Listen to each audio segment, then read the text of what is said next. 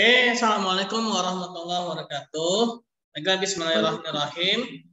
Alhamdulillah ya, segala puji syukur pada Allah Subhanahu wa taala, salawat dan salam pada Nabi Muhammad SAW. Baiklah, kita pada kali ini akan kembali ya dalam acara Library Talks, yaitu acara yang memang dibuat setiap kanan ya, yang mana berupa podcast ya, yaitu dialog atau wawancara dengan para penulis buku, dengan para ahli praktisi ya, yang dilaksanakan oleh Civitas Institute Setiami Kampus C. Oke, sebelumnya saya ingin sedikit menjelaskan bahwa pada kali ini adalah berkesempatan yaitu dari pembicara dari eksternal karyawan, yaitu dari Bapak Dr. Sakti ya, yang mana memang ini pada minggu pertama dan minggu ketiga itu memang dari internal, dan kali ini kita pada minggu kedua dan keempat itu dari eksternal. Nah, pada kali ini kita akan mewawancarai atau kita akan berdialog ya, dan bertukar pikiran dengan Bapak Sakti ya. Sebelumnya saya ingin menjelaskan juga bahwa acara ini juga akan disiarkan melalui YouTube dan juga Instagram Live ya. Nah, sebelumnya saya ingin memperkenalkan Pak Sakti Syahputra ya. Beliau adalah seorang yang sangat luar biasa ya, yang memiliki kesibukan yang sangat luar biasa. Ketika saya lihat kurikulum vitae beliau ya, yaitu dari seorang ketua program studi manajemen komunikasi dari Institut Ilmu Sosial dan Manajemen Setiami ya. Lalu beliau juga pembicara internasional dan juga entrepreneur business training yang berpengalaman sejak 9 tahun yang lalu, narasumber dan motivator di 2 kementerian Republik Indonesia ya. Lalu narasumber juga di PT Toyota Astra, pembina 555 tim agen tiket training, kepala sekolah trainer dan motivator Indonesia ya, atau singkatnya STMI, dengan sebanyak 9.599 alumni STMI se-Asia. Luar biasa ya Pak Sakti. Motivator di 27 kabupaten dan kota se-Indonesia, pelatih, trainer, dan motivator di 22 provinsi se-Indonesia, coach public speaking di 4 negara, Indonesia, Malaysia, Hong Kong, China, dan Brunei Darussalam. Luar biasa Pak Sakti ya. Lalu juga sebagai pendongeng dan Islamic storyteller di puluhan TK, SD, PAUD, dan MI. Lalu juga top 20 Meridianas trainer, penulis 10 buku puisi, motivasi, inspirasi, religi, dan pembelajaran efektif, penulis buku How to be a Winner, penulis buku Dokter Siswa, pembelajaran yang asik dan menyenangkan untuk siswa. Nah, ini buku ini yang akan dijelaskan ya Pak ya. Lalu juga penulis buku 100 motivasi sakti, Keep Moving On, Do and Believe It. Lalu penulis buku Jejak-Jejak Rindu, penulis buku Indah Ramadan tahun ini, penulis buku Second Change, penulis buku Pemuda Matahari, Hai untuk kamu yang sedang berjuang, penulis buku Guru Jarak Jauh, penulis buku Lara Menimbang Kasih, penulis buku Telemotivator, dosen ilmu komunikasi, mahasiswa doktoral ilmu komunikasi, lalu pengurus Community Development Genpro Jakarta Timur, pengurus wilayah Persatuan Umat Islam DKI Jakarta. Wah, luar biasa Pak Sakti, ternyata juga seorang organisasi Islam Pak ya, PUI ya.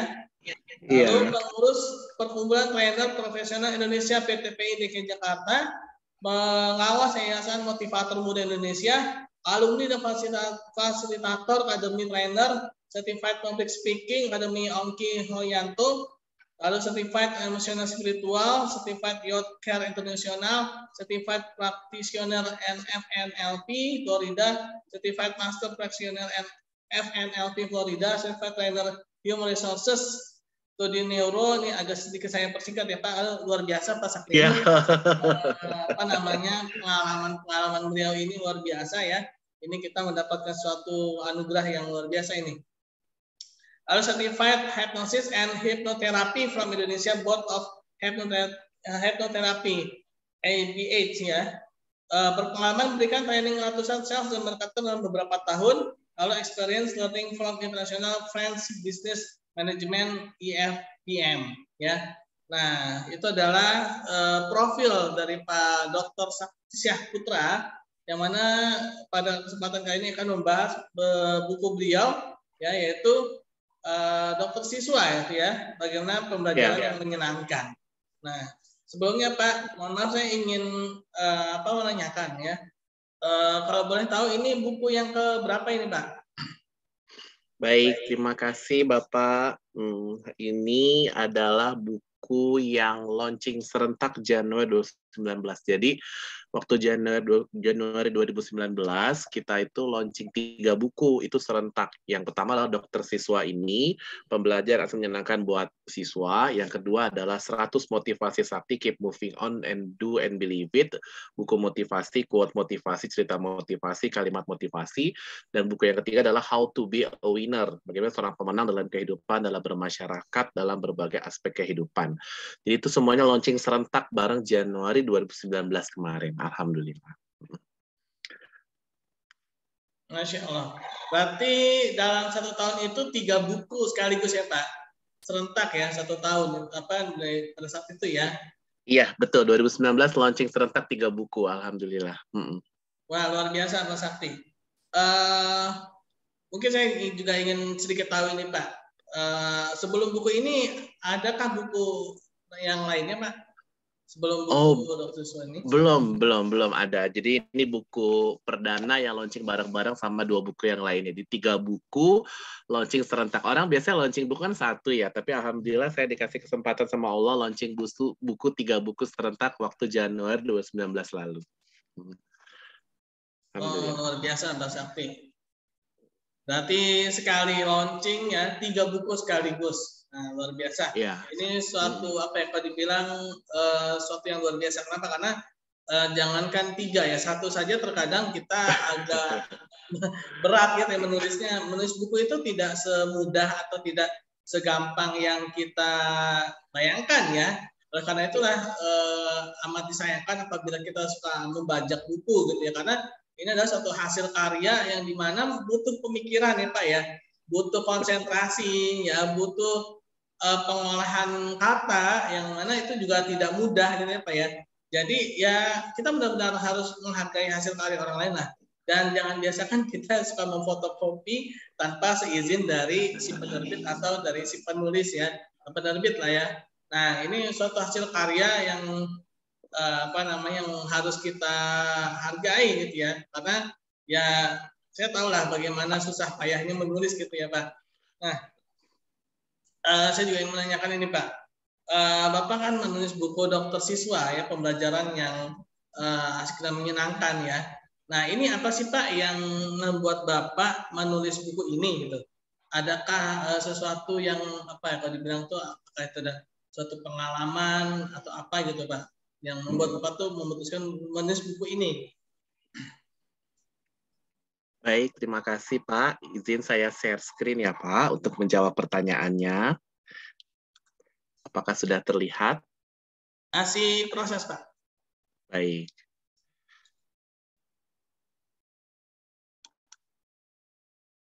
Tinggal di mana Pak? Saya kalau sekarang lagi di Ceger Pak, Jakarta Timur. Oh, Ceger. Ya. Iya. Saya di Rawamangun, Jakarta Timur. Sama-sama Jakarta Timur. Oh. Sudah terlihat ya? Iya Pak. Oke.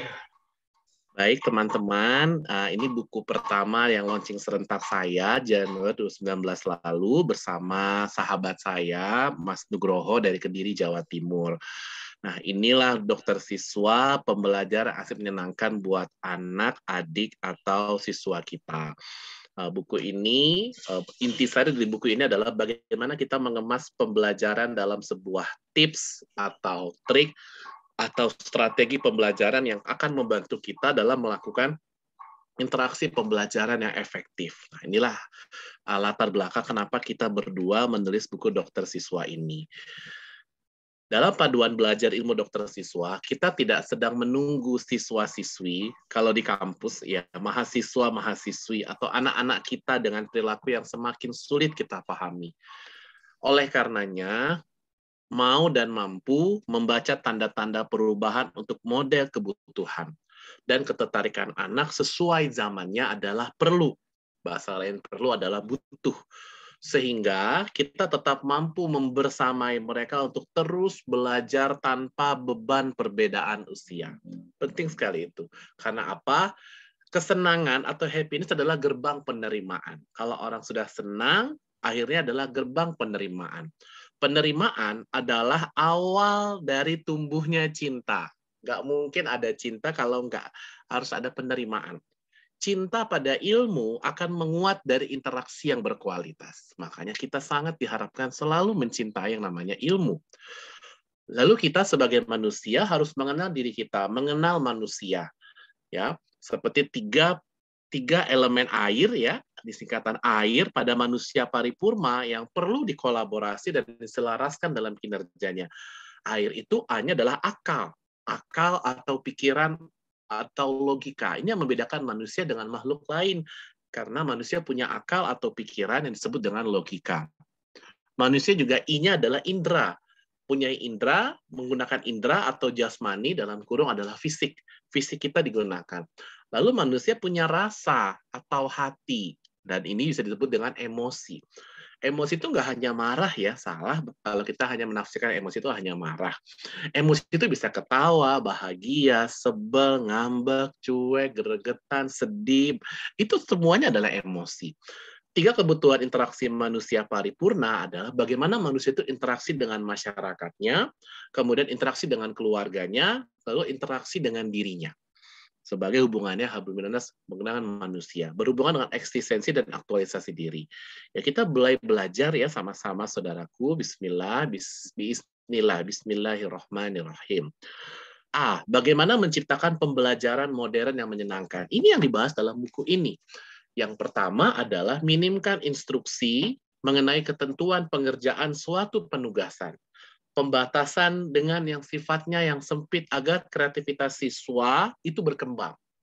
Yang kedua, ragamkan lingkungan belajar. Belajar tidak hanya di sini saja. Ini yang kita sering dengar dari Mas Menteri Nadiem Makarim ya, Merdeka Belajar Kampus Merdeka. Belajar itu bisa di mana saja. Yang ketiga, bahagiakan otaknya dan ikat memorinya, seperti dengan ingatannya dan pemahaman materinya. Yang keempat, gunakan kata atau bahasa yang ramah, yang emosi. Kita harus bisa seperti itu. Seperti sekarang banyak sekolah-sekolah di spanduk sekolah ramah anak. Kita pun juga sebagai manusia tidak kalah sama sekolah ya. Kita juga harus punya ramah emosi. Yang kelima, jangan selalu dan hanya membahas tentang pelajaran. Bahas yang lain, untuk sesekali luangkanlah waktu untuk membahas permasalahan siswa atau tentang persiapan masa depan mereka. Jadi nggak datang, ayo kita belajar, udah selesai pulang ya. Nggak seperti itu juga. Yang keenam, meskipun otak butuh pengalaman yang menantang untuk terus mempertahankan antusias belajarnya, namun hindari tantangan yang berlebih, karena itu dapat memicu ketegangan otak dan siswa tak suka itu. Itu yang harus kita hindarin. Yang ketujuh, jangan terlalu kaku dan maunya mempraktekkan strategi atau model atau metode secara pakem. Namun cobalah untuk praktek inisiatif model pembelajaran tertentu tanpa nama. 8, teruslah bergerak mencari ide. Bisa jadi ide tersebut bisa Anda jadikan bahan penelitian, eksperimen. Catatan, namun jika ada suatu materi yang dengan kadar kompleksitas tinggi, maka lakukan upgrade fokus konsentrasi anak untuk kemampuan berpikir tingkat tingginya dengan cara menggeser gelombang otaknya pada kondisi alfa. Nah, inilah Bapak Ibu, teman-teman semua yang saya hormati, gelombang otak manusia dan kemanfaatannya. Yang pertama namanya adalah gamma. 31 sampai 120 Hz per CPS, itu gambar seperti itu ilustrasinya. Keterangannya hyperkonsentrasi, kombinasi beberapa konsentrasi, mendengar dan membaca musik, mencoba mengenal, memikirkan dan merancang.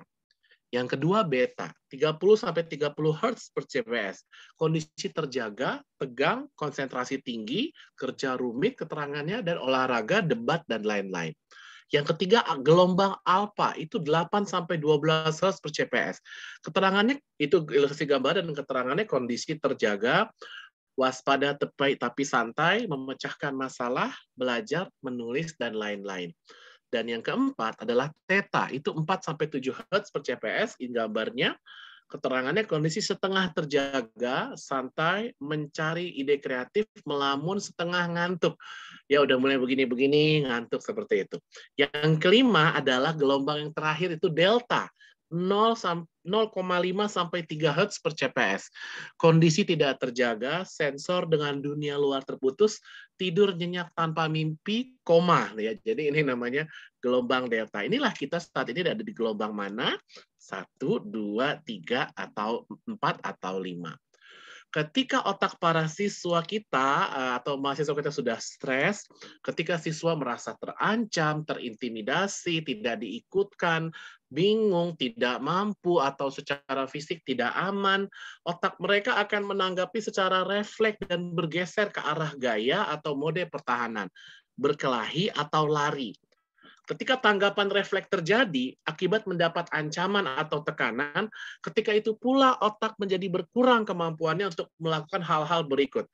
Yang pertama menjadi kreatif, yang kedua melihat atau mendengar petunjuk tanda dari lingkungan, yang ngeblank gitu ya atau kurang responsif. Yang ketiga mengingat dan masuk pada pembelajaran sebelumnya. Kemampuan menginteraksikan materi. Yang keempat berkomunikasi dengan efektif dan kemampuan berpikir kritis. Yang kelima melakukan tugas-tugas dengan kompleks. Lalu di dalam buku ini kita akan belajar apa itu pembelajaran berbasis humanisme. Pembelajaran yang memfokuskan proses belajar untuk memperkuat potensi fitrah kemanusiaan secara utuh sebagai manusia seutuhnya atau manusia paripurna. Atau dapat ditulis sebagai pembelajaran dengan misi memanusiakan manusia. Pembelajaran yang tidak memanusiakan itu interaksi belajarnya kaku, tidak fleksibel, mohon maaf, karena banyak didominasi guru. Ilmu itu ibarat doktrin, banyakkan one way communication satu arah. Pembelajaran yang hanya menitik beratkan olah kemampuan kognitif kita atau logika kita. Karena hanya melihat siswa sebagai objek pembelajaran. Lalu pembelajaran yang memanusiakan itu seperti apa? Pembelajaran yang memanusiakan karena manusia adalah makhluk yang sosial, oleh karenanya adalah ranah kemampuan yang diolah itu sepertinya berimbang antara IQ, intelligent quotient, EQ, emotional quotient, dan SQ, spiritual quotient.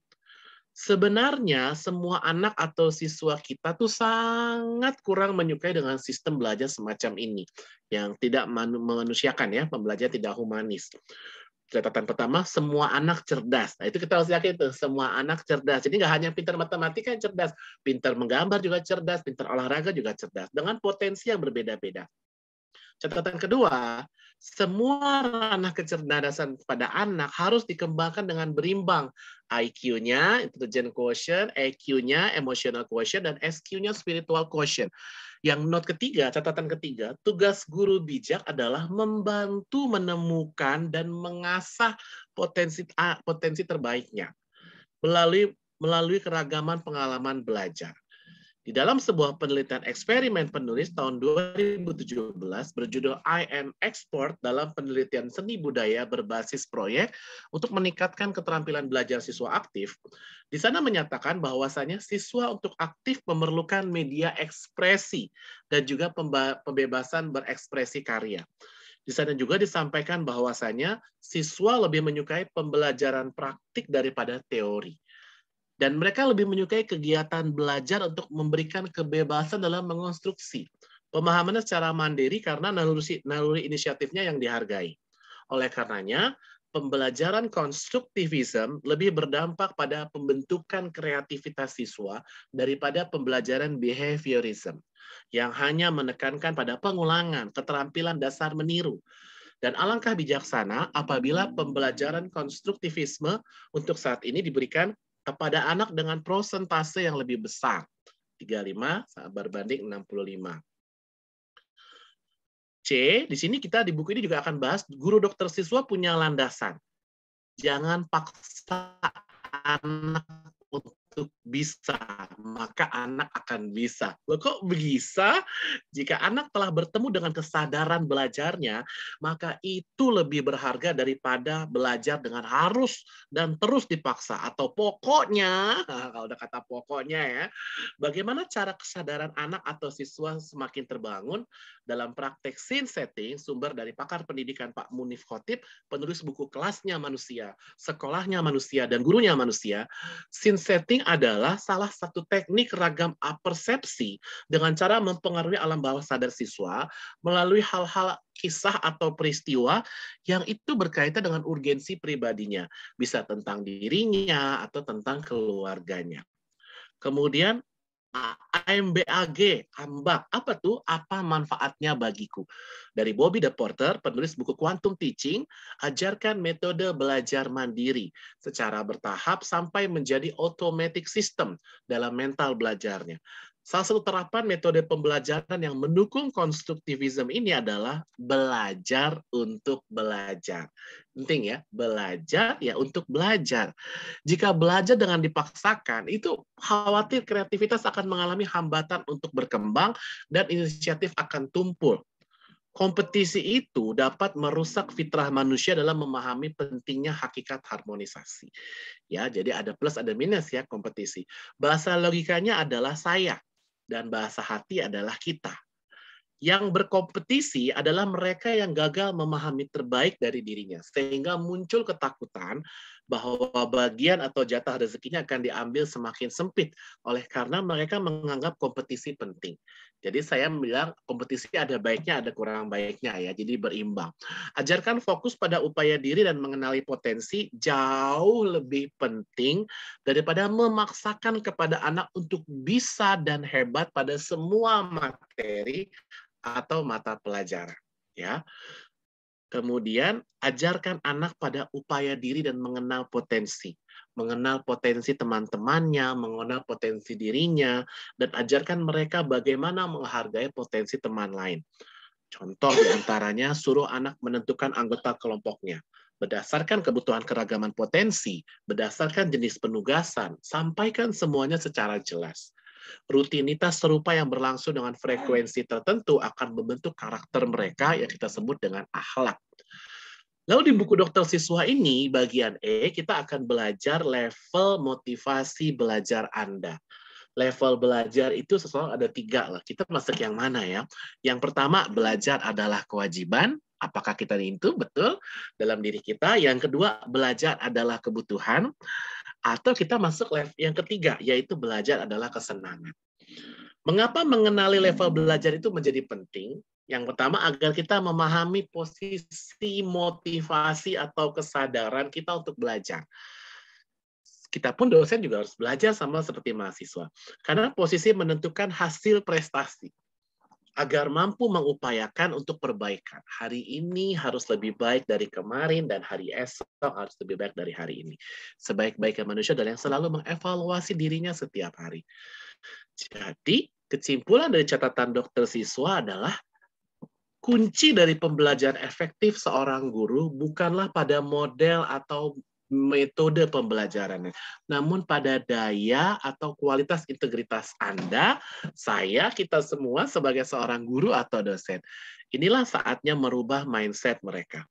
Dan yang terpenting bukanlah tentang aku sudah tahu itu, namun dari apa yang Anda, saya, kita ketahui bersama, itu juga dapat dipraktekkan. Ya, yang terpenting dari belajar adalah terbentuknya karakter. Pembelajaran sepanjang hayat. Life is learning, never ending improvement. Hidup adalah pembelajaran, tidak pernah berhenti melakukan perbaikan. Dan bukan sekedar potret hasil belajarnya saja, bukan hanya hasil akhir rapotnya saja, enggak. Terkadang sesuatu yang tampak tidak lebih berarti daripada sesuatu yang tak tampak. Dan karakter yang ada di wilayah itu, karakter seperti apa itu? Yaitu karakter otomatisasi belajar mandiri. Kesadaran belajar nggak harus dipaksa, nggak harus disuruh. Itu lebih penting. Ya. Dan ini dari ulama besar ya, Ibnu Qayyim al-Jauziyah, pada awalnya berpikir menumbuhkan keingintahuan. Keingintahuan melahirkan perbuatan, dan perbuatan yang dilakukan berulang-ulang akan membentuk kebiasaan. Dan ketika kita tengah berusaha menggeser cara-cara mengajar kita kepada metode pembelajaran yang dapat meringankan stres siswa, maka mulai saat itu kita sedang menunggu wajah-wajah penuh kesenangan dan semangat dari siswa kita untuk belajar, dan itu insya Allah dalam waktu dekat tidaklah lama lagi. Itu mungkin Bapak yang saya sampaikan, mungkin kita bisa sesi tanya jawab atau diskusi. Terima kasih. Oke, Pak Sakti, Masya Allah luar biasa ya penjelasannya. Apa ya, saya seperti mendapat sesuatu apa ya, pencerahan gitu Pak ya. Saya juga jadi teringat beberapa materi-materi terdahulu gitu Pak, yang sangat sinkron gitu dengan penjelasan Bapak ya mengenai metode pembelajaran yang asik dan menyenangkan ini Pak. Saya juga jadi teringat ini Pak, ada seorang guru saya juga pernah menyampaikan ya tentang metode pembelajaran ya, salah satunya sejarah gitu Pak, salah satunya sejarah. Mungkin ketika kita belajar sejarah, terkadang kita suka terikat oleh angka tahun ya atau tokoh gitu ya, yang mana sebenarnya mungkin itu semua hanyalah pemanis ya dalam ilmu sejarah gitu ya. Nah, sebenarnya yang penting dari sejarah itu ternyata bukan kita hanya sekedar hafal angka tahunnya saja, tapi yang terpenting itu adalah kita bisa mengambil pelajaran dari sejarah itu, gitu ya. Sehingga terkadang kita terkungkung ya ketika kita tidak tahu tahun berapa, tokohnya siapa, kita dianggap tidak tahu sejarah. Padahal yang terpenting dari ilmu sejarah itu adalah hikmah dari sejarah itu apa sih gitu ya, agar sejarah itu tidak berulang. Nah, seperti itu gitu Pak ya. Jadi kalau saya lihat buku ini, kita mencoba untuk mencari inti ya dari metode belajar kita gitu ya Pak.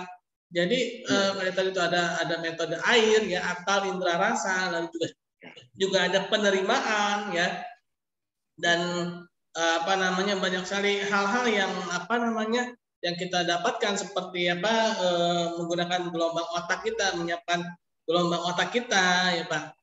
Apakah menggunakan gelombang otak alfa, lalu bagaimana agar kita bisa menjaga gelombang otak kita ketika belajar gitu ya Pak. Nah, ini memang luar biasa sekali ini buku dokter siswa ini. Nah, di sini kita lihat bahwa penulis buku ini ada 2 orang Pak. Nah, saya ingin tanyakan ini Pak, ini kan kalau 2 orang ini bagaimana caranya mensinkronisasi penulisan ini Pak?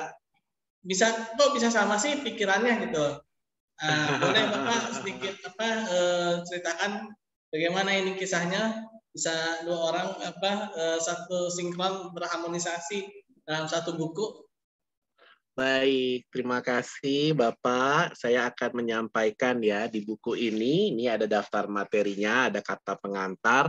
Itu dibagi menjadi 2 bagian ya. Bagian pertama itu A sampai O, bagian kedua A sampai O. Jadi bagian A itu belajar itu menggunakan otak bukan lambung. Kemudian yang B, pembelajaran konvensional dan pembelajaran modern, kita akan pelajari di sini. Yang C, sekolah alam ataukah sekolah formal, mau pilih yang mana ya? Keduanya insya Allah sama baiknya ya. Belajar lagi yuk. Yang D, belajar tegang apakah itu wajar? Nah ini ya tanda tanya. Kemudian yang D, itu yang D ya. Yang E, perlunya mengenal belajar untuk belajar. Itu sangat menarik ya, belajar untuk belajar. Lalu yang F, benarkah manusia itu bervariasi dalam hal kemampuan belajar dan cara belajar? Yang G, kenali level motivasi belajar Anda. Kita belajar itu apa sih motivasinya ya? Yang H, jangan paksa anak untuk bisa, maka anak akan bisa. Kemudian yang L, hindari memarahi siswa, berilah solusi dan motivasi. Yang J, Rasulullah SAW adalah teladan bagi para guru. Di kampus dosen ya nama guru ya. Kemudian K, jangan ajarkan siswa berkompetisi, maka mereka akan berhasil ya. L, inilah saatnya merubah mindset. Nah, jadi A sampai L ini adalah Pak Nugroho ya, teman saya penulis pertama yang buat. Kemudian yang M itu tentang ice breaking, games ya, N definisi ice breaking, O kisah-kisah inspiratif ya. Kemudian bagian 2 apa saja cerita murid tentang gurunya, dan rincian hasil kuesioner. Nah ini, jadi kita bagi sama-sama nulis ya, jadi kalau nulis sendiri mungkin kadang motivasi kadang naik, kadang turun ya. Kalau nulis berdua atau nulis bareng sama yang lain atau nulis antologi, nulis bareng-bareng itu semangat akan juga bertambah.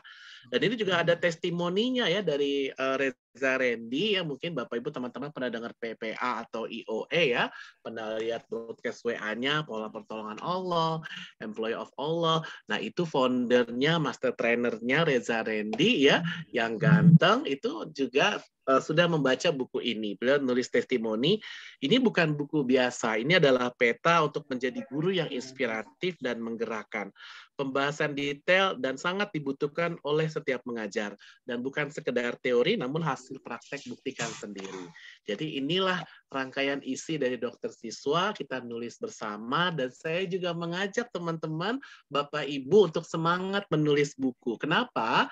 Kalau kita mau mengetahui isi dunia, maka kita harus membaca buku. Benarlah kita dulu sekolah SD sampai SMA, di lorong menuju kelas atau di kelas, jendela kelas kita tulisan buku adalah jendela dunia. Betul. Tapi kalau kita mau dunia memperhatikan kita, dunia tahu aktivitas kita, dunia tahu apa yang harus kita lakukan, maka kita harus menulis buku.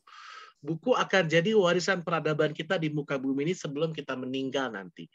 Kita boleh mati, kita boleh meninggal, kita boleh gugur, kita boleh wafat, kita boleh dicukupkan oleh Allah Subhanahu wa Ta'ala, tapi amalan kita nggak boleh berhenti, nggak boleh putus, harus terus mengalir, itu dari buku.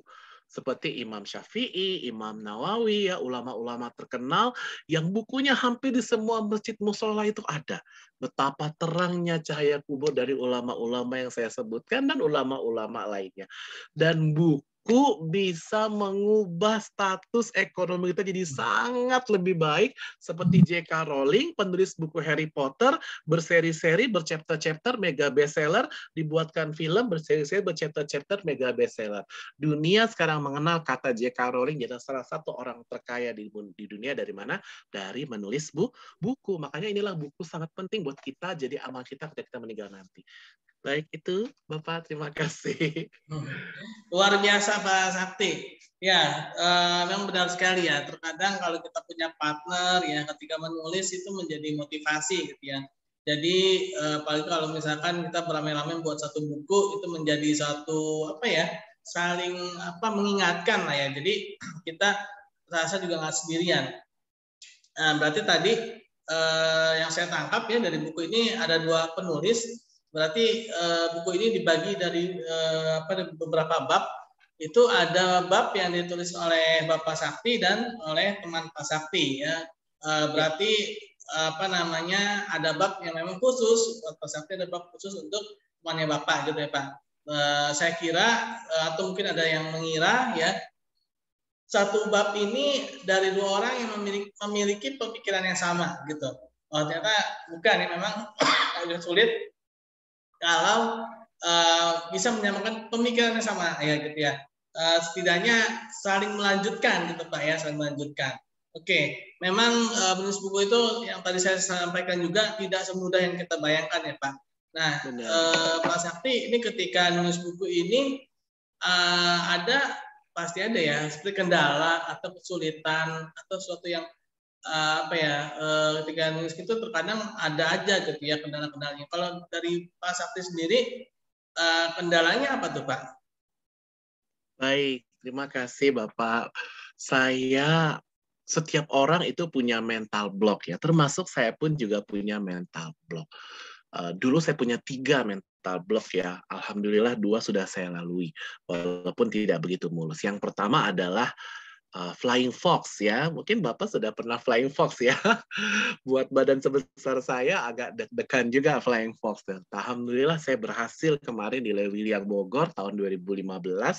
Menariknya flying fox-nya agak lain dari yang lain karena pakai sarung gitu. Jadi ternyata bisa pakai flying fox, pakai sarung gitu. Itu yang pertama sudah saya lewatin.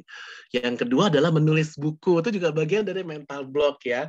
Jadi memang kita harus, saya belajar dari dosen pajak kalau nggak salah, salah ya, waktu beliau sharing session beberapa tahun yang lalu, bahwa menulis buku itu memang harus punya ilmu dukun, kata beliau, yaitu ilmu dukun tuh duduk dan tekun gitu, ngerjain.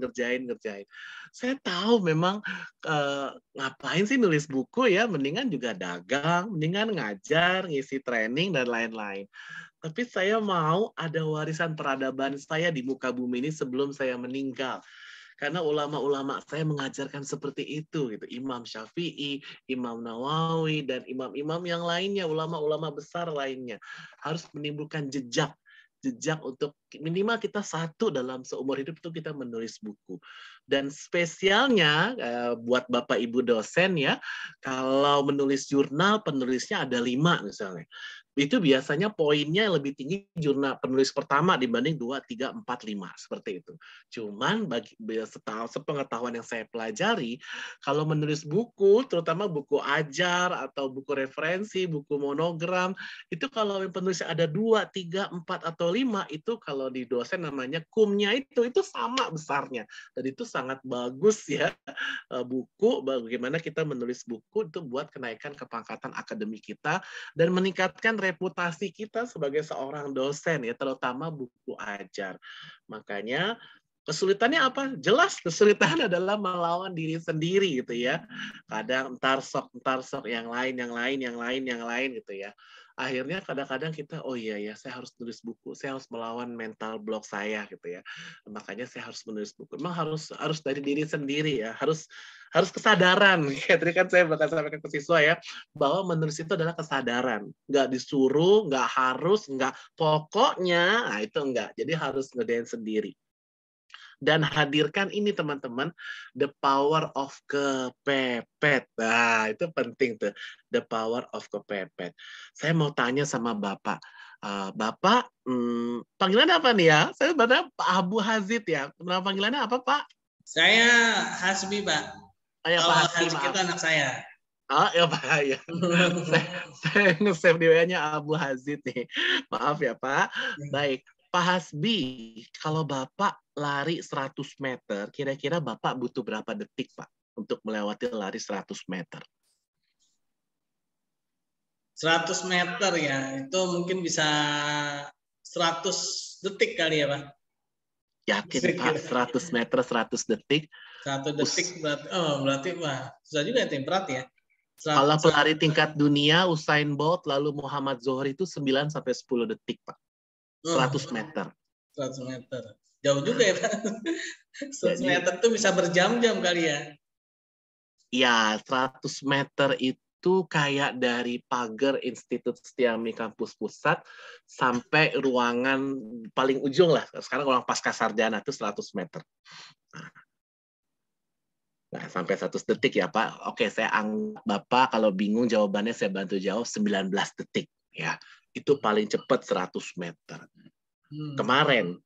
Tapi kalau hari ini Pak, mohon maaf Bapak lari, di belakangnya dikejar anjing helder yang besar, bisa lebih cepat nggak Pak dari 19 detik? Oh iya Pak. Untuk menyelamatkan diri, Pak. Itu namanya the power of kepepet, maka kita harus lahirkan itu. Benar, Pak. Ya, setiap hari gitu ya. Pasti kan Bapak pernah ya, saya juga pernah kondisi kepepet. Tapi kita hadirkan suasana itu supaya kita punya deadline sendiri, punya target sendiri. Itu sih Pak Hasbi, terima kasih. Oke Pak, Masya Allah benar sekali Bapak ya. Jadi memang terkadang kalau sudah kepepet itu segala hambatan, rintangan tuh hilang Pak ya. Saya juga beberapa waktu yang lalu ya, saya juga merasakan itu Pak ketika menulis buku juga ya. Jadi begitu tenggat waktunya udah mau habis gitu, saya baru tuh langsung kejar tulisan kan.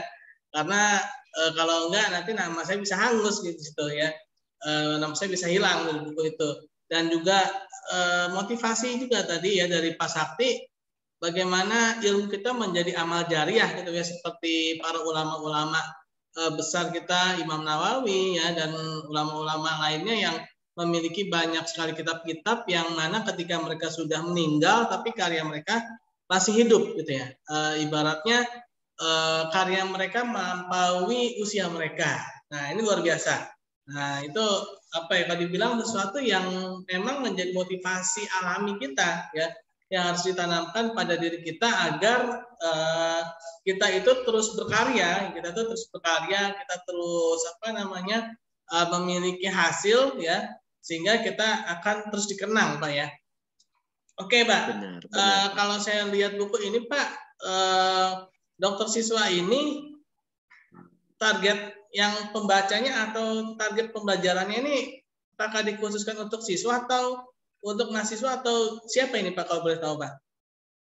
Baik, memang terima kasih Pak Hasbi. Penulis pertamanya adalah Pak Nugroho yang juga berprofesi seorang guru yang melihat kegelisahan yang begitu besar ya pada saat guru ini menghadapi siswa-siswanya dan berbagai macam guru, teknik pembelajaran yang kaku, dan memang dari saya baca ya sama dengan materi yang saya sampaikan ini memang sebenarnya buat guru. Target utamanya adalah buat guru dimanapun mereka berada. Guru secara garis umumnya memang secara garis luasnya ya buat guru itu buat guru yang ada di sekolah dan lain-lain. Secara khusus seperti itu, tapi secara umum ini bisa buat guru-guru yang lain ya, termasuk ustadz itu juga guru. Guru di kampus namanya adalah dosen atau pendidik atau tenaga kependidikan dan yang lain-lain. Jadi kita semua harus belajar karena setiap orang adalah guru, setiap tempat adalah belajar, sekolah belajar terus belajar, sehingga baik guru maupun dosen, pendidik, tenaga kependidikan, ya termasuk ustadz, dan siapapun yang mau belajar lebih dalam untuk belajar itu bisa membaca dari buku ini. Buat ayah mengenal ayah bunda, mengenal karakter anak, guru mengenal karakter siswa, kakak mengenal karakter adik, dosen mengenal karakter mahasiswa, lalu tahu strategi pembelajaran yang asik dan menyenangkan buat anak, adik, atau siswa kita. Itu tujuannya. Terima kasih.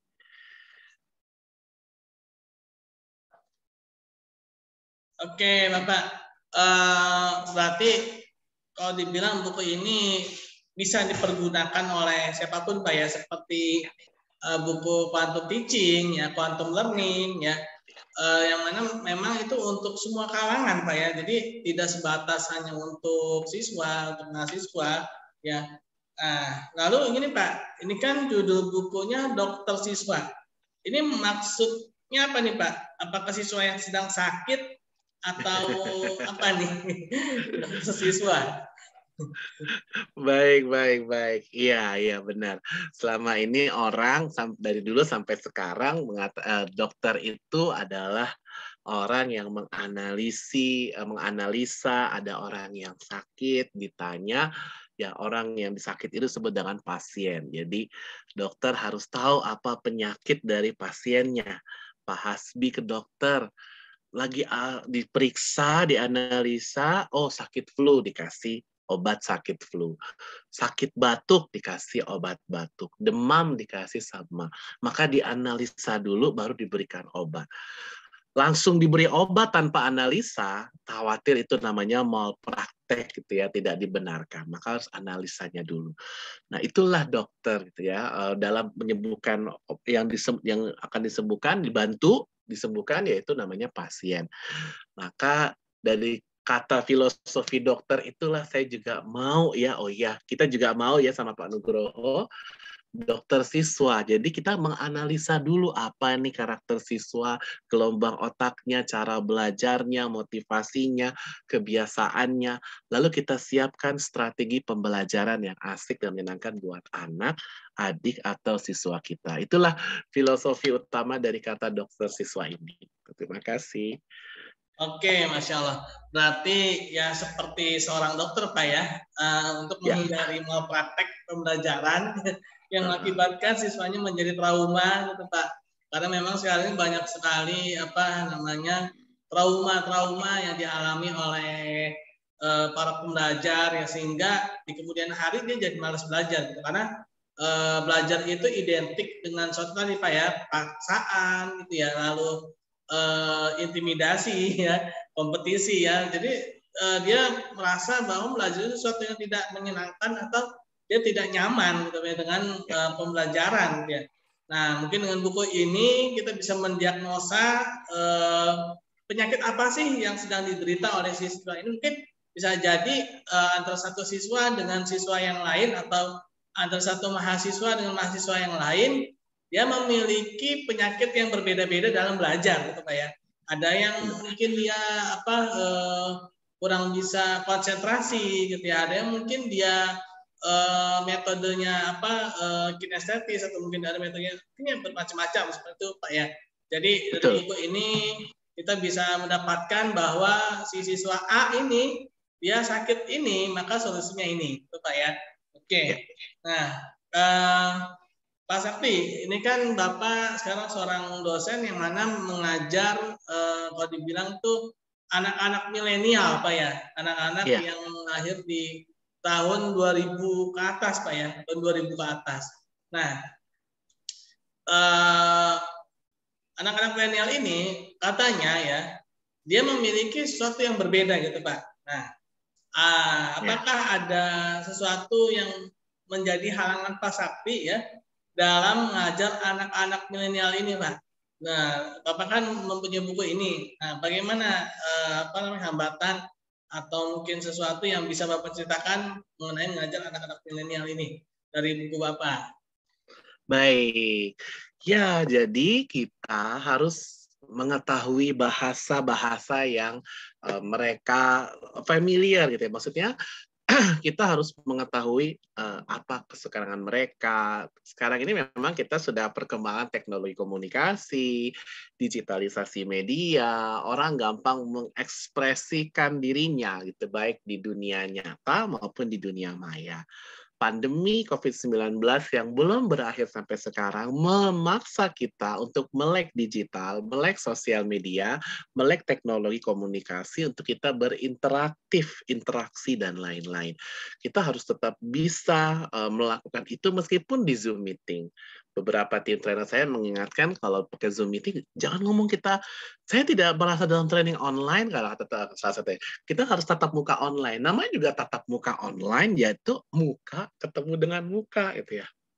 Jadi itu yang terus coba saya galakkan gitu ya dalam pembelajaran saya, bahwa kita harus ketemu muka. Lalu kita juga harus seimbangkan dengan, saya suka memberikan ini di grup-grup WhatsApp yang saya lakukan ya, misalnya memberikan quote-quote motivasi, video-video motivasi, kemudian hal-hal yang membuat motivatif, karena demotivasi ini yang harus kita hindarin dari anak-anak sehingga mereka tetap terjaga semangat belajarnya, tetap terjaga kualitas pembelajarannya, dan itu coba saya lakukan, tidak hanya saya, tapi juga sekarang dosen-dosen saya, karena juga saya dapat amanah jadi ketua program studi, harus menjaga kualitas pembelajaran tidak hanya dari saya, tapi juga dosen-dosen yang lain melalui apa keluhan mahasiswa, apa yang kurang, apa yang ini.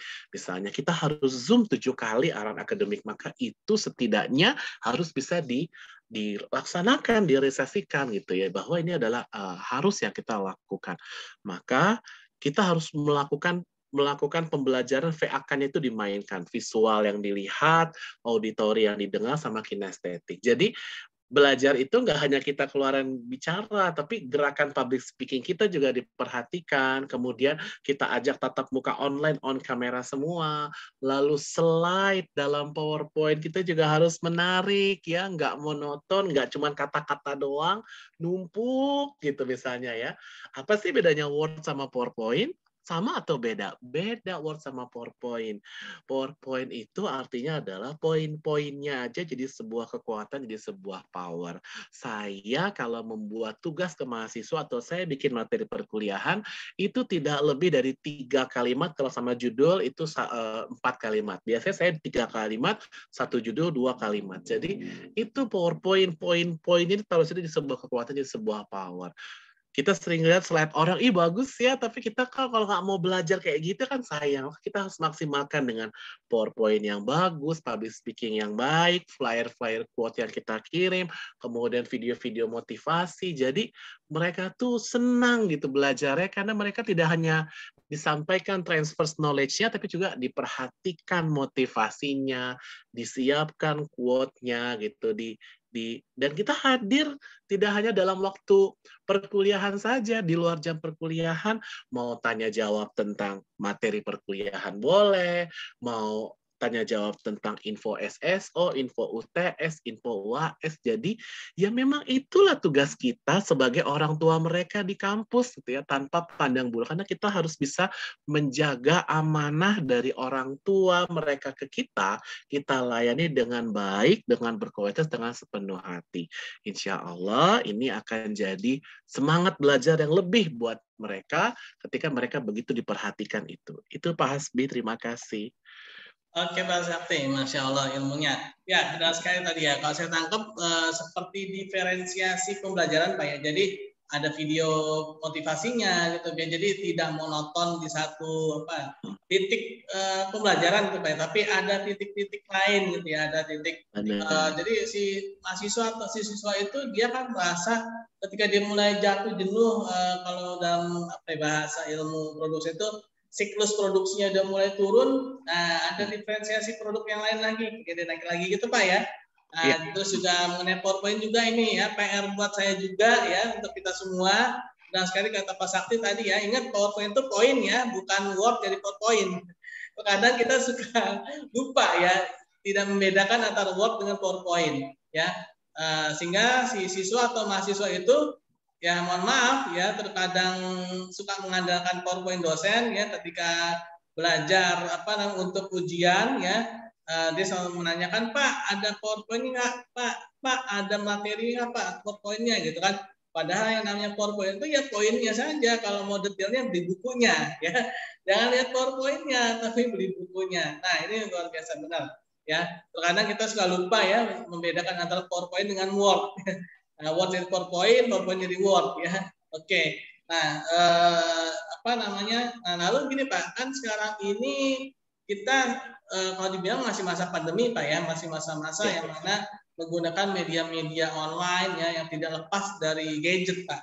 Nah, lalu bagaimana ini Pak kita bisa mengantarkan proses PBM ini dengan gadget yang mana gadget ini sebenarnya dia kalau dibilang pisau bermata dua Pak ya. Dia bisa buat hal-hal yang bermanfaat, dia bisa juga hal yang menjerumuskan. Nah, bagaimana Pak Sakti bisa mengarahkan siswa atau mahasiswa ini dalam penggunaan gadget ini ya agar si siswa ini dia tidak terkena penyakit gadget itu Pak? Baik, betul sekali bahwa gadget itu bisa buat positif, bisa buat negatif ya. Maka kita harus arahkan anak-anak kita untuk mempersiapkan gadget nih, HP ini sebagai hal-hal yang positif. Seperti sebuah game online misalnya, tidak hanya menimbulkan efek ketagihan, kecanduan, ya, jadi lupa sama yang lain, tapi juga dia bisa meningkatkan kreativitas. Dan beberapa kakak kelas kita yang sudah lulus kemarin juga menjadikan game online ini jadi salah satu penelitian mereka. Nah, ini yang harus kita manfaatkan, maksimalkan gadget ini. Saya senang udah banyak dosen-dosen di saya di program studi manajemen komunikasi Menkom yang meminta anak-anaknya untuk membuat tugasnya upload ke YouTube, kemudian share di Reel, di Instagram, di status WhatsApp. Ini membuktikan bahwa platform-platform media sosial itu bukan hanya buat share mau makan dulu, diposting dulu mie ayamnya gitu. Enggak hanya itu gitu, tapi kita bisa menggunakan itu buat media pembelajaran kita, media tugas kelompok kita. Dan ini tentu lebih sedikit biaya kosnya ya, nggak usah fotokopi, nggak usah print, nggak usah jilid gitu. Dan ini saya senang terutama yang membuat channel YouTube ya, karena mereka akan dibuat akun YouTube. Saya juga mengajak teman-teman yang menyaksikan acara ini untuk ayo kita buat akun YouTube, bikin konten YouTube yang positif. Kenapa? Karena di luar sana banyak orang yang bikin akun YouTube, bikin konten YouTube yang mohon maaf negatif, yang nipu, yang prank, yang sara, yang pornografi, dan lain-lain. mereka aja semangat bikin konten YouTube yang negatif, saya yakin dan percaya yang nonton acara ini orang-orang yang baik, yang benar ya, maksud tidak semangat bikin konten yang positif. Tadi saya bilang ya, buku ini adalah media visual paling powerful saat ini. Lalu apa media audio visual paling powerful saat ini? Menurut data Hotsuite We Are Social Januari 2021 atau 12 bulan yang lalu, media audio visual yang paling powerful saat ini adalah media audio visual namanya channel YouTube. Maka saya mengajak teman-teman semua buat channel YouTube. Saya nggak mau dibilang orang NATO, no action talk only, omdo omong doang. Saya pun punya channel YouTube. Nama channel YouTube saya Sakti Nabil. Di channel YouTube Sakti Nabil lebih dari 100 video, semua ilmu pengembangan diri, motivasi, public speaking, NLP, hipnosis, hipnoterapi, grafologi, kemudian world class design slide presentation by PowerPoint, dan berbagai macam ilmu yang lain itu teman-teman bisa pelajari secara gratis. Alhamdulillah sudah lebih dari 2.910 subscribernya. Kalau kata YouTuber, please watch, like, share, comment, and subscribe ya, gitu. Pencet tanda lonceng seperti itu. Maka yuk kita variasikan pembelajaran kita dengan platform-platform yang kita gunakan, bukan hanya eksis selfie saja, tapi juga buat pembelajaran. Terima kasih, Pak Hasbi. Oke, Mbak Sakti, luar biasa, benar sekali ya. Ngomong-ngomong soal YouTube, saya juga punya, Mbak, hasil-hasil pembelajaran ya. Kadang Ramadan kemarin, Pak ya, itu saya sering sekali mengupload video saya mengenai kisah Sirah Nabawiyah, Pak. Nah, itu seperti itu, ya. Jadi kita mencoba untuk merubah atau mungkin memberikan sesuatu pada masyarakat yang berharga dan bernilai gitu Pak ya. Dengan adanya ilmu yang kita miliki ya, semoga itu menjadi amal jariah yang bisa kita pergunakan dengan berbagai macam media gitu Pak ya. Bahkan sekarang itu ada TikTok ya, mungkin dulu ya identik sesuatu yang kurang baik, tapi kan juga sudah mulai mengarah ke arah yang baik gitu Pak ya. Dan juga mungkin yang lain-lainnya juga harus kita isi ya dengan hal-hal yang bermanfaat, hal-hal yang bisa memberikan sesuatu pada masyarakat gitu Pak ya, yang mana masyarakat akan menjadi orang-orang yang bernilai gitu kan. Nah ini Pak, Bapak ini luar biasa ya, YouTube-nya ada, bukunya banyak ya. Nah Bapak juga sebagai seorang kaprodi ya, dan juga sebagai dosen. Nah ini bagaimana ini Pak ngatur waktu Bapak ini ya, luar biasa nih ya. Saya sendiri juga kadang-kadang suka itu Pak mental block tadi, kok capek besok lah, tarsep gitu. Gimana nih Pak dari Bapak sendiri? Iya, terima kasih Pak Hasbi. Kalau bicara ideal, bicara kepengen, saya pengen banget kayak Nabi Muhammad SAW. Kalau beliau setelah sholat Isya nggak ada hal-hal yang akan dibahas yang bergensi mengenai umat Islam, beliau akan tidur langsung. Itu luar biasa sekali. Kalau itu kepengennya ya, kepinginnya seperti itu idealnya. Tapi ya apalah daya ya, ternyata saya masih belum bisa, tapi saya akan berusaha ke arah sana ke depannya dengan terus mengurangi. Betul sekali Pak Hasbi, aktivitas saya tuh banyak sekali ya Pak Hasbi udah sampaikan tadi. Kalau bahasa sederhananya Pak Sakti apa sih aktivitasnya? Serabutan ya, banyak gitu. Saya ingat sekali ya, sampai saya tuh sholat istiqoroh 2 hari ya. Saya waktu diamanahkan jadi ketua program studi ini gitu ya, yang sudah mari buat kebaikan saya akan ini terima gitu ya.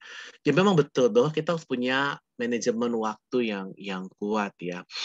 Saya sekarang sebagai dosen, peneliti, ketua program studi, mahasiswa S3, trainer, motivator, event organizer, pembina reseller, pendongeng ya, penulis buku dan lain-lain. Memang harus kuat manajemen waktunya. Ketika saya sebagai ketua program studi, saya ada jam kerjanya misalnya, maka saya akan prioritas seperti itu. Aktivitas saya akan dilaksanakan setelah aktivitas ini sudah berakhir gitu ya. Jadi kita harus kuat manajemen waktunya, tidak menyia-nyiakan waktu, dan setiap peristiwa itu ada hikmahnya insya Allah, termasuk peristiwa pandemi COVID-19 ini ada hikmahnya. Kita jadi melek sosial media, kita jadi bersinergi sama teman-teman yang lain, kita jadi mengenal pembelajaran online gitu ya. Mungkin dulu ada di kampus mana, sekarang di mana-mana pembelajaran online. Dan dengan pandemi ini saya juga merubah gitu, banyak berubah dari yang biasanya training offline jadinya online. Jadi ya kita juga ada waktu buat keluarga. Maka ya tentu kita harus terus manajemen waktu, yaitu dengan cara learning by doing ya. Bisa karena biasa sambil jalan sambil belajar. Terus lakukan. Kita nunggu khusyuk dulu baru sholat atau sambil jalan sholat sambil belajar khusyuk? Tentu jawabannya sambil jalan sholat sambil belajar khusyuk. Kita nunggu ikhlas dulu baru nyumbang kotak amal ke masjid atau sambil jalan nyumbang sambil belajar ikhlas? Tentu jawabannya sambil jalan nyumbang sambil belajar ikhlas. Insya Allah. Dan saya punya visi misi diambil dari hadis Rasulullah Shallallahu Alaihi Wasallam, hadis riwayat Ahmad Tabrani dihasankan oleh Syekh Al-Albani, bahwa sebaik-baiknya manusia adalah yang paling bermanfaat buat orang lain. Saya yakin Bapak Ibu teman-teman juga percaya dengan itu ya, maka saya percaya betul dengan itu. Yang penting kita bisa buat bermanfaat selagi kita masih diberi kesempatan oleh Allah Subhanahu Wa Taala di muka bumi ini. Itu jawabannya. Makasih Pak Hasbi. Oke Bapak, Masya Allah sekali ya. Benar sekali Pak. Khairun nas anfa'ulinas ya. Sebaik-baik manusia adalah yang bermanfaat bagi manusia yang lainnya. Dan tadi saya tangkap juga Bapak saling beriringan Pak ya. Ibaratnya tadi khusyuk dulu atau sholat dulu atau ya sembari gitu Pak ya. Saling beriringan, harmonisasi ya. Sehingga berjalan gitu ya. Berjalan. Tapi gini Pak, dalam menulis buku ini terkadang kita butuh waktu spesial gitu ya, butuh waktu yang mana mungkin sesuatu yang kita persiapkan, khususkan nggak boleh ada yang ganggu dari jam sekian sampai jam sekian, gitu, Pak. Pak Sakti, ada nggak waktu-waktu spesial yang Bapak persiapkan, yang Bapak memang sudah buat khusus untuk menulis buku gitu Pak? Baik, terima kasih. Memang waktu-waktu spesial itu waktu-waktu yang kita nyaman, tenang, konsentrasi ya, termasuk dalam menulis buku dan juga menulis yang lain. Di handphone saya nggak pernah ngitung, mungkin lebih dari 500 Pak grup WhatsApp-nya ya, begitu banyak gitu ya. Dan tentu waktu-waktu yang tenang itu adalah ketika aktivitas grup WhatsApp itu sudah berkurang, yaitu antara jam 10 sampai jam 12 gitu ya.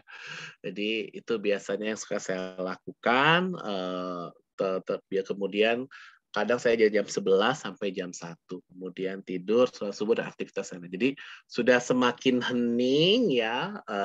Sebenarnya saya bisa lanjut setelah jam 1, cuman saya tidak mau karena saya khawatir kesehatan saya akan terancam, terganggu kalau tidur lebih dari jam 1, dan itu dilakukan setiap hari gitu ya. Bahkan kalau kita mau ikutin sunnahnya lagi, itu lebih baik lagi ketika habis sholat Isya, setidaknya tidur sebentar gitu ya, tapi kita bangun dan itu kita sudah melaksanakan prasyarat buat kita bisa sholat tahajud gitu ya. Kita tidur sebentar, bangun, kemudian kita mengerjakan aktivitas. Jadi biasanya itu Pak, antara jam 10 sampai jam 12 malam atau jam 11 sampai jam 1 pagi. Itu sih kalau saya. Oke Bapak, Masya Allah, benar sekali Pak. Saya kagum sama Bapak nih ya. Bapak benar-benar dari sisi religiositasnya ada gitu Pak ya. Jadi memang kita sebagai seorang yang beriman gitu Pak, yang percaya Tuhan ya, yang mengamalkan agama menurut percayaan masing-masing gitu Pak ya. Kalau kita sebagai orang Islam, kita menjalankan apa yang diperintahkan oleh agama. Salah satunya Bapak sudah menjalankannya, yaitu mempercepat tidur dan mempercepat bangun Pak ya. Rasulullah kan gitu Pak ya. Jadi setelah sholat Isya itu memang disunahkan untuk langsung tidur gitu kan. Dan Bapak mengamalkannya untuk luar biasa ya, yaitu menghasilkan suatu karya yang dimana itu menjadi suatu warisan jariah untuk sampai mungkin ya sampai hari akhir nanti gitu kan, karena ini merupakan suatu yang tidak terputus Pak ya, tidak terputus. Dan waktunya juga luar biasa, yaitu setelah tidur setelah sholat Isya ya, jam 10 atau sampai jam 12, jam 11 sampai jam 1 ya. Nah, memang itu waktu-waktu yang kalau dibilang apa ya, bumi itu sedang mengeluarkan gelombang apa ya, gelombang alfa kalau nggak salah ya. Saya juga pernah apa tuh dapat training seperti itu gitu ya. Jadi memang ada saat-saat di malam itu ya, semakin hening itu memang bumi itu semakin kondusif untuk memberikan gelombang-gelombang yang bisa menjaga otak kita menjadi fresh ya, berpikirnya juga tidak terkungkung oleh box apa istilahnya, kita menjadi out of the box gitu ya, menjadi pemikir-pemikir yang solutif gitu ya. Nah, ini luar biasa Pak Sakti, ini merupakan salah satu contohnya ya, buktinya beliau sudah mengamalkannya dan sudah memberikan buktinya itu berupa buku dokter siswa ini ya. Oke Pak Sakti, mohon maaf ini tidak terasa Pak, 1 jam sudah berjalan ya Pak. Luar biasa sekali ilmu-ilmu yang diberikan oleh Pak Sakti ini dari buku beliau yaitu Dokter Siswa ya.